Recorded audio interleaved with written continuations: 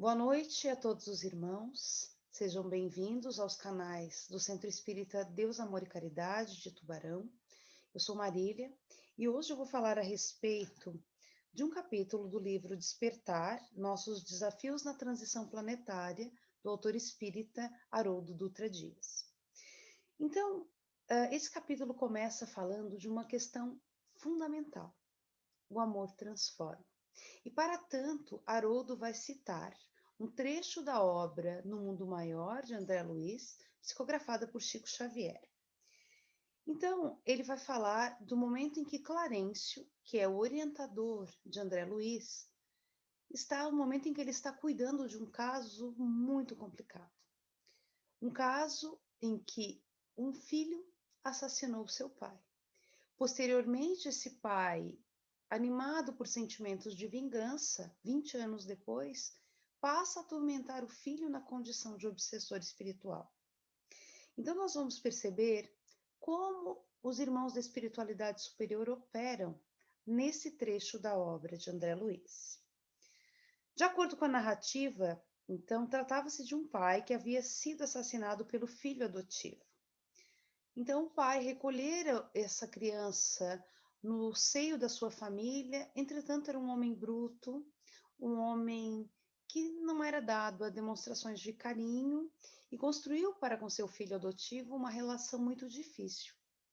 E esse filho e o pai sempre se agrediram mutuamente, o que culminou num dia num assassinato. Sendo que, como dissemos, esse pai passou a obsidiar o filho. E o filho encarnado é levado ao mundo espiritual durante o sono e Clarencio chama a irmã Cipriana, que era um espírito de autoescola, um espírito muito evoluído. E diz o seguinte para André: André, fique atento, porque esse caso não pode ser resolvido pelo intelecto, apenas pelo amor, apenas pelo sentimento. E quando o homem, né, esse senhor, vê a irmã Cipriana e também o seu filho trazido durante o sono, eles acreditam estar diante de Maria Santíssima. E ela diz: Mãe Santíssima, ajuda-nos. Eles dizem. E Cipriana diz: Meus irmãos, eu não sou Santíssima, eu sou mãe. E ela vai colocando para esse pai que hoje está na condição de obsessor do seu filho, do seu algoz, num momento anterior e que causou o seu desencarne, a importância de amar.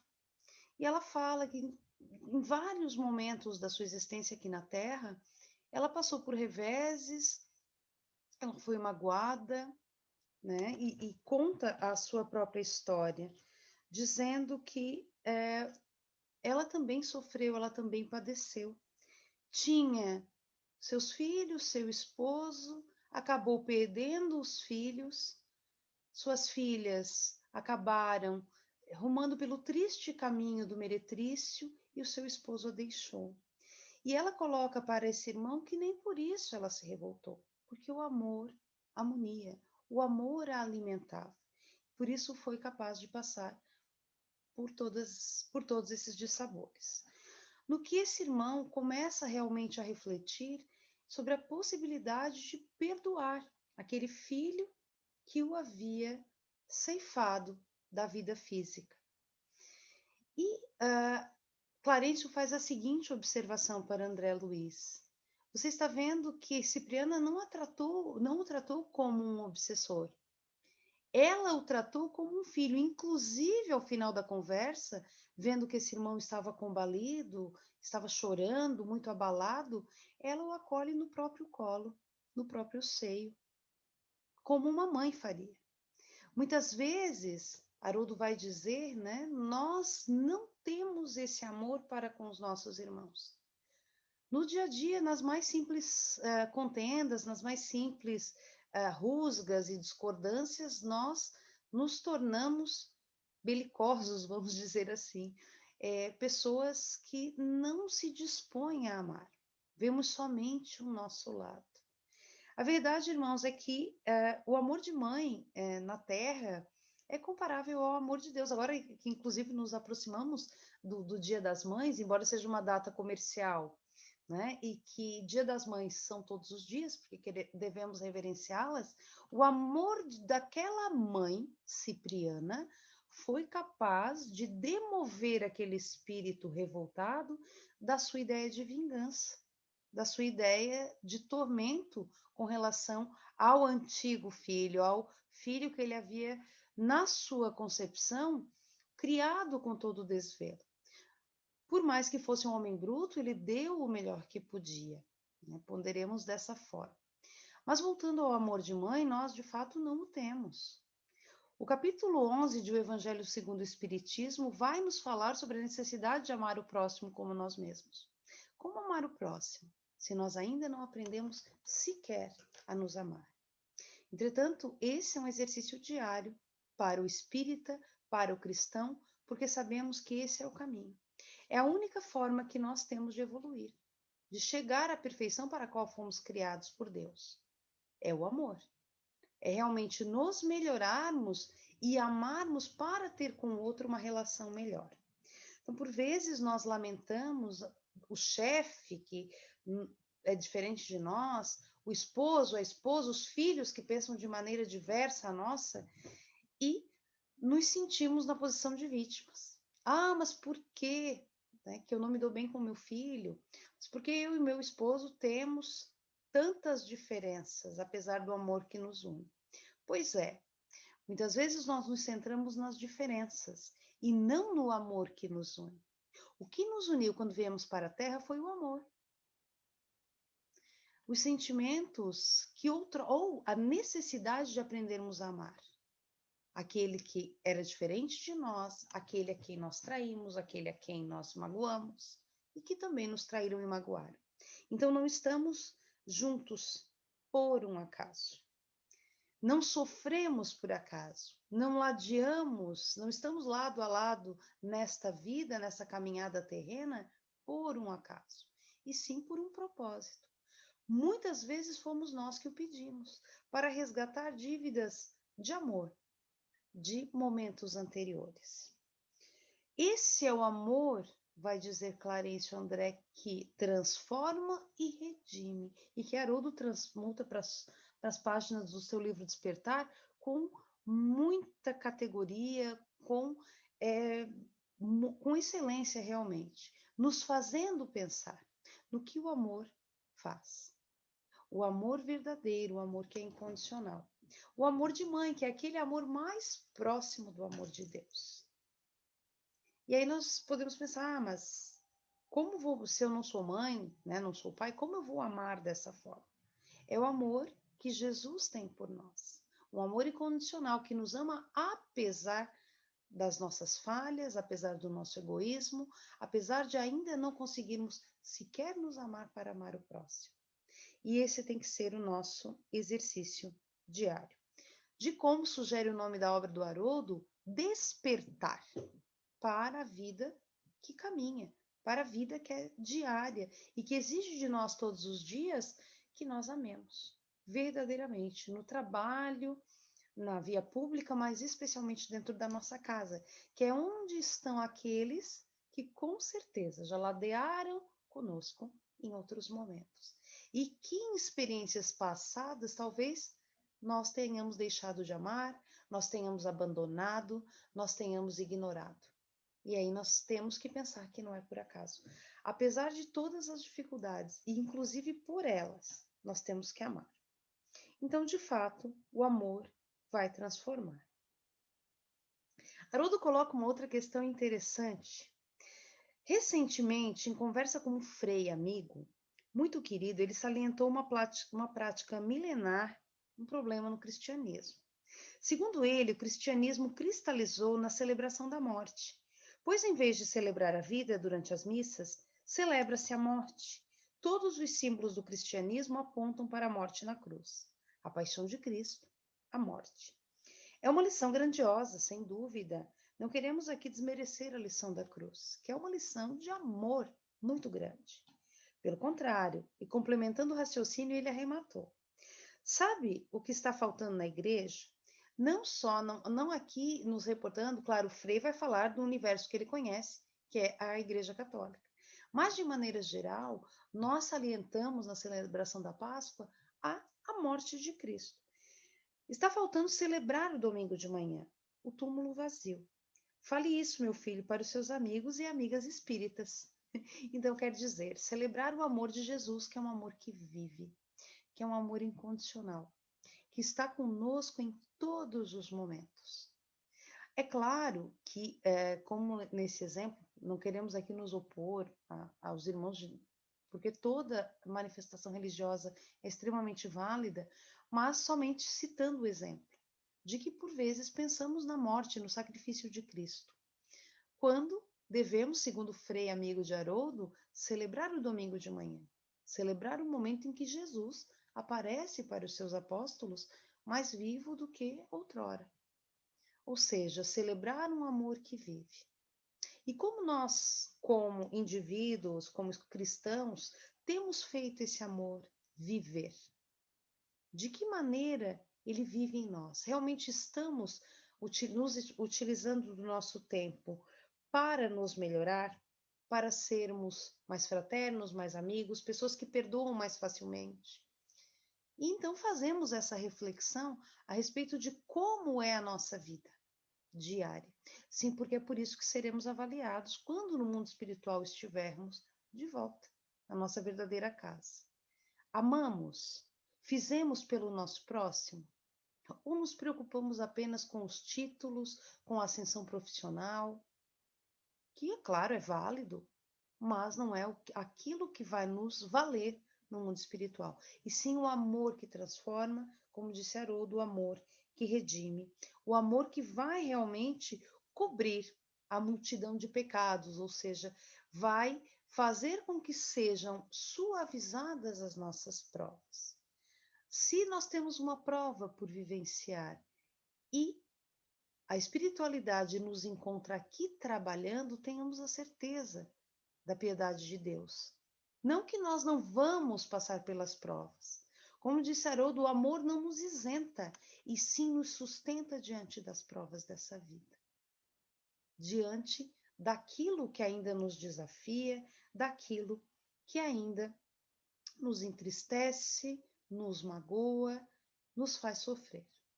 Ontem, em conversa com os alunos, numa aula que nós dávamos, uma aluna disse o seguinte: professora, todo mundo sofre. E é verdade.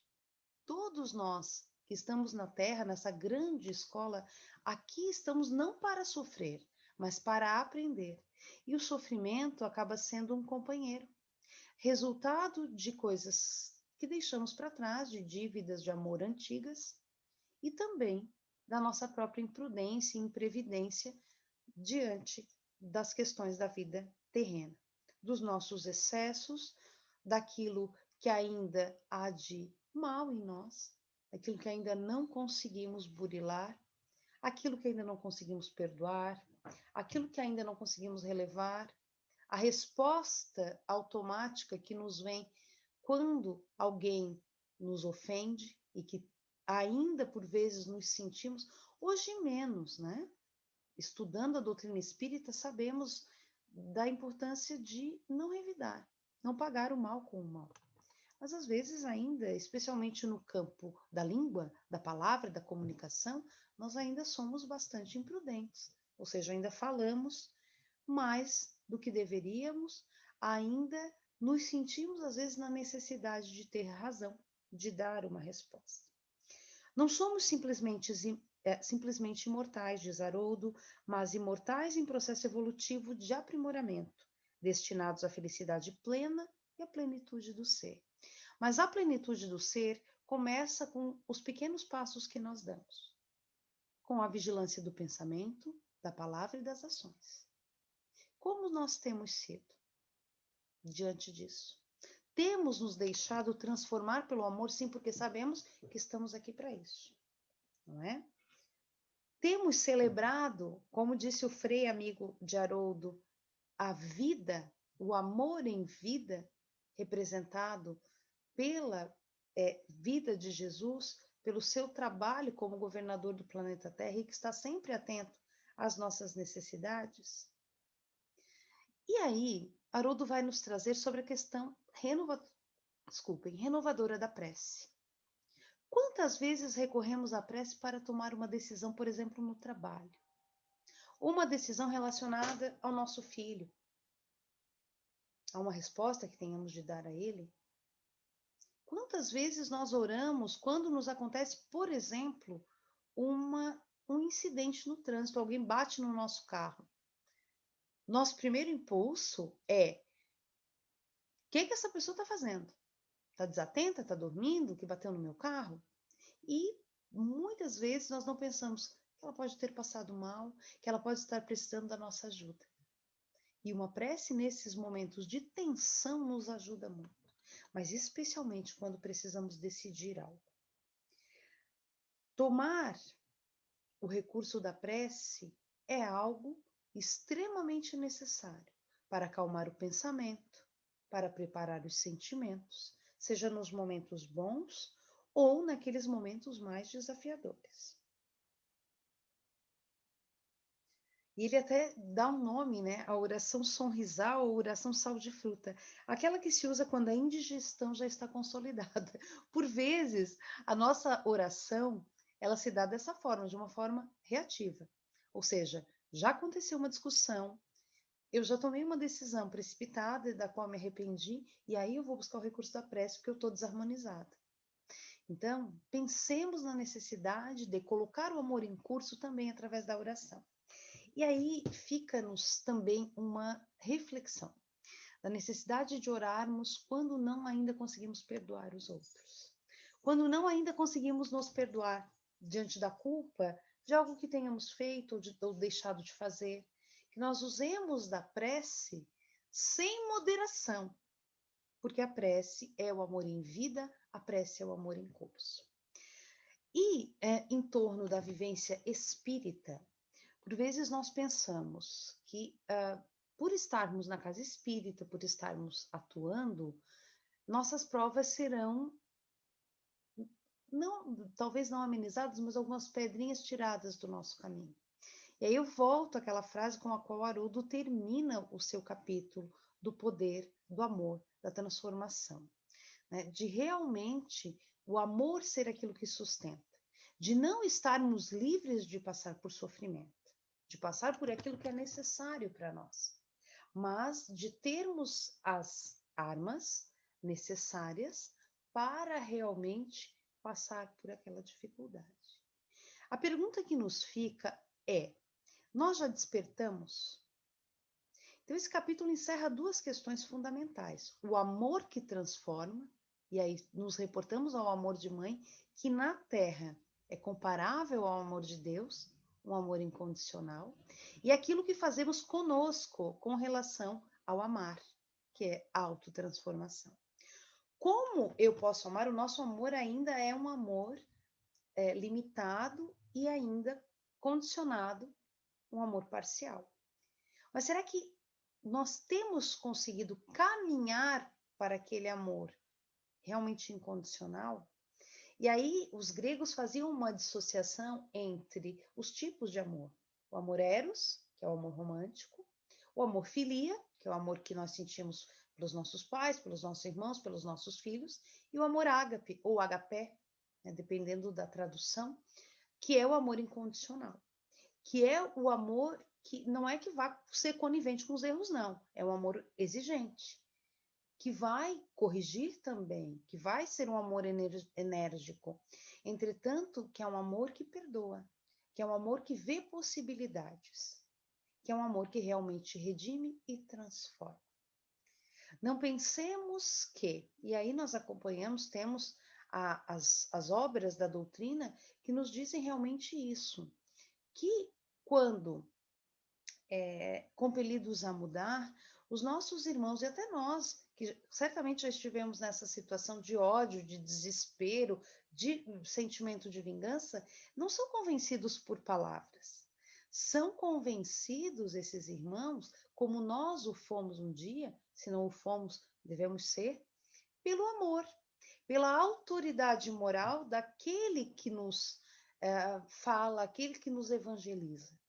Ou seja, naquela situação que Clarencio faz André Luiz acompanhar, Cipriana só convenceu aquele irmão, na verdade ela não o convenceu, ela o amou, e aí ela o trouxe para o lado do bem, o trouxe para o equilíbrio, para a redenção e para o perdão daquele filho que em momento oportuno, sim, também se depararia com a necessidade de reparar o mal que fez ao pai, que embora embrutecido, embora um homem não carinhoso, ou seja, alguém que realmente não sabia demonstrar o seu amor da melhor forma, não justificava o que o filho fez de maneira alguma, não é? Esse filho teria realmente de amá-lo, de desejar aquele pai todo bem e ser grato pelo que ele fez. Então, o amor redime, o amor transforma e o amor nos sustenta nas provas da vida. Então, o que devemos fazer? Amar. Amar. Fazer dos nossos sentimentos os mais elevados possível. Isso não é da noite para o dia. Mas comecemos amando aqueles que moram dentro da nossa casa. Os filhos, o esposo, aqueles que estão do lado de fora, os vizinhos, os parentes, que por vezes nos são difíceis, sim. E André Luiz, na obra Sinal Verde, vai fazer um apontamento justamente sobre os parentes difíceis, ou seja, que são os mais duros de amar. É fácil amar, é mais fácil amar alguém com quem eu estudo, com quem eu trabalho, porque eu não trabalho, embora eu veja todo dia, eu não moro sob o mesmo teto. E geralmente no trabalho e no colégio, na faculdade, nós mostramos o nosso melhor lado, não é? Mas em casa, nós tiramos os vernizes sociais, então as pessoas conhecem o nosso interior, as nossas qualidades e as nossas desvirtudes. Nos demos a oportunidade de amar aqueles, primeiramente, esse é o nosso primeiro exercício. Primeiro, amar a nós mesmos e a Deus, através da gratidão, através da prece, através da retidão do comportamento. E num segundo momento, amar aquele que está do nosso lado, que realmente é o mais difícil de ser amado. Por quê? Porque a mais das vezes são pessoas com quem tivemos dificuldade no passado. Estão do nosso lado para que a gente aprenda a amar hoje. Não é amanhã, não é semana que vem, não é quando eu me aposentar.